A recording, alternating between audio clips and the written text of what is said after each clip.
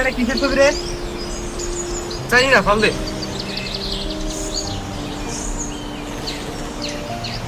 है टपकेगा तो जम जाएगा, आके सहरा पे जमे या कफे कातिल पे जमे, फके ভাই इंसाफ पे চিনেন নাকি ওনাকে? सलासिल চিনি पे जमे। চিনি বলে ছবিটা হাতে নিয়েছি।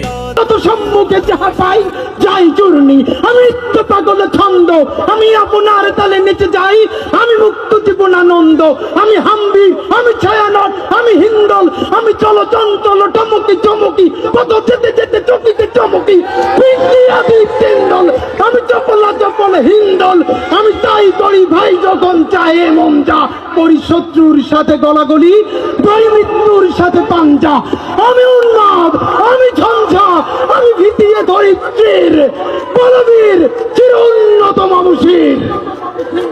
ভাই আল্লাহ যদি আমাকে নিয়ে যায়, আমার বাচ্চাটার দিকে একটু খেয়াল রেখে।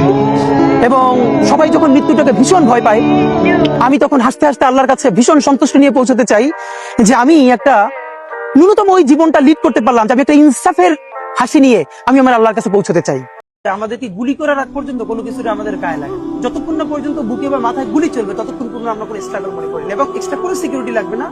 শুধু আমাদেরকে যদি কেউ গুলি করে মেরে ফেলে তাকে যেন ধরে বিচার করা হয়। ভাই কে ইনি? তোমরা চিনো না বলে মানুষটাকে ফেলে দিলে। 2024 সালে জুলাই আন্দোলনের অন্যতম যোদ্ধা ছিল এই হাদি।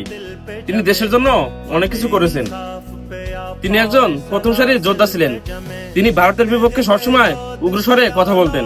ইনি সেই ওসমান হাদি। তোমাদের এতটুকু বলে রাখি, আমাদের সময়কার একজন হিরো ছিলেন যিনি। বাবা, আমি তোমাদের একটা কথা বলি, আমি এই ছবিটা আমার নিজের কাছে রেখে দিব। এইভাবে এই ছবিটা আমার বুকের ভিতর আগলে রাখবো। শুধু আমাদেরকে যদি কেউ গুলি করে মেরে ফেলে তাকে যেন ধরে বিচার করা হয়। ইনকিলাব ইনকিলাব